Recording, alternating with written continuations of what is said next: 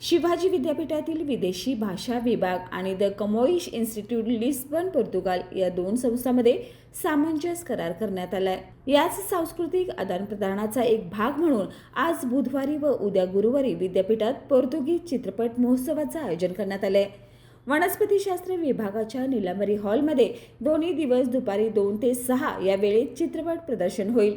याचं उद्घाटन आज दुपारी 1:30 वाजता कुलगुरू प्राध्यापक डॉक्टर डी शिर्के व डॉक्टर डेल्फिन कोरेडिया द सिल्वा यांच्या हस्ते होणार आहे।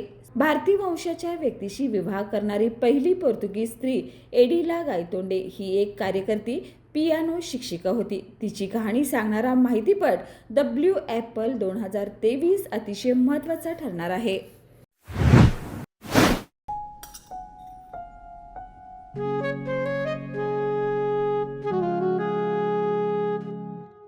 बाबा, आज येताना बासुंदी घेऊन या ना। अगं, कालच आपण आईचा वाढदिवस होता म्हणून आणली होती ना।